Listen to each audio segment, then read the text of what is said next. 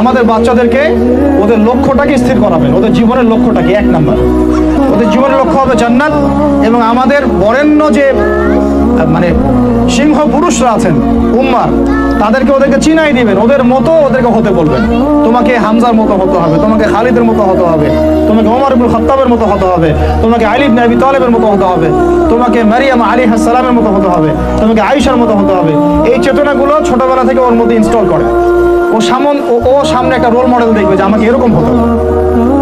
এইসব ক্যাটরিনা সব ফেলান, এগুলা টরিমনি সব ফেলান, এগুলা বাদ দেন। যা চলতেছে যে সাকিব টাকিব সব বন্ধ করেন, এইসবে কোনো ফিউচার নাই। এইসব ফিউচার হয়তো দুনিয়াতে কিছু দিতে পারে, কিন্তু পরকালে আল্লাহ পাকের আযাব গজব থেকে বাঁচার কোনো অপশন নাই। 2 নাম্বার, সন্তানকে নিজের মনে করবেন না। সন্তানকে মনে করবেন এটা আল্লাহর আমানত আপনার কাছে। এই আমার ছেলে, এটা আমার ছেলে না, এই ছেলেটা আল্লাহ পাক আমাকে দিয়েছেন। বিশ্বাস করেন, আমরা তো ওকে নেওয়ার জন্য চেষ্টাও করি নাই। এমন হয়নি আপনাদের সময়? সন্তান না চেষ্টা করতো সন্তান আসে নাই? কোনো ক্ষেত্রে এমন হয়েছে সন্তান নষ্ট করার মানুষ চেষ্টা করছে, তাও সন্তান আল্লাহ দিয়েছেন। সন্তান আমার না, সন্তান আল্লাহর দেওয়া, আমার কাছে আমানত।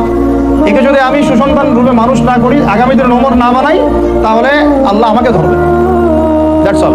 1 নাম্বার, সন্তানকে ওর গন্তব্য চেনাবেন, ওকে আমাদের সিংহ পুরুষদেরকে পরিচয় করাই দিবেন, ওর মতো তাদের মতো হতে বলবেন।